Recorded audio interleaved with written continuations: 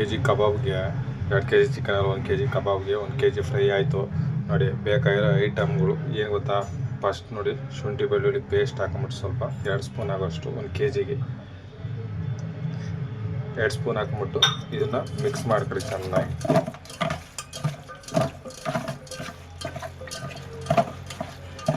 ಚೆನ್ನಾಗಿ ಮಿಕ್ಸ್ ಆಗಬೇಕದು. ಚೆನ್ನಾಗಿ ಮಿಕ್ಸ್ ಆದಮೇಲೆ 1 kgಗೆ ಅರ್ಧ ಹೋಳು ನಿಂಬೆಹಣ್ಣು ತಗೊಂಡು ಅದಕ್ಕೆ ಹಾಕ್ಬೇಕು ಪೂರ್ತಿ. 2 kg ಆದರೆ 1 ಬೇಕಾಗುತ್ತೆ.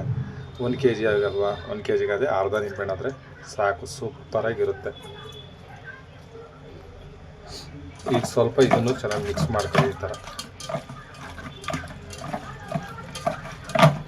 ಥರ ಮಿಕ್ಸ್ ಮಾಡ್ಕೊಂಡ್ಮೇಲೆ ನೋಡಿ ಕಬಾಬ್ ಪೌಡ್ರು ಇಷ್ಟೇ ಹಾಕೋದು ನಾನು ಐಟಮ್, ಬೇರೆ ಏನೂ ಹಾಕಲ್ಲ ಕಬಾಬ್ಗೆ. ಇಷ್ಟು ಹಾಕಿ ಮಾಡಿದ್ರೆ ಕಬಾಬ್ ಮಾತ್ರ ಸೂಪರಾಗಿರುತ್ತೆ ಮಾತ್ರ. ಇದನ್ನು ಚೆನ್ನಾಗಿ ಮಿಕ್ಸ್ ಮಾಡ್ಕೋಬೇಕು ಈ ಥರ.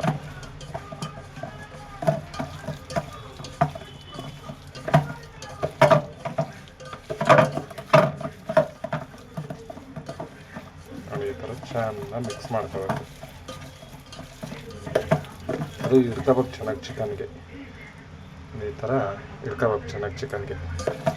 ಶುಂಠಿ ಬೆಳ್ಳುಳ್ಳಿ ಪೇಸ್ಟ್ ಜಾಸ್ತಿ ಹಾಕೊಂಬಿಟ್ರೆ ಅದು ಹಿಡಿಯಲ್ಲ.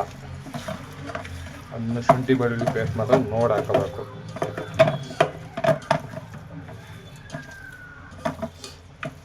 ನೋಡಿ ಎಷ್ಟು ನೀಟಾಗಿ ಇಟ್ಕೊಂಡಿದ್ದೀನಿ ನೋಡಿ.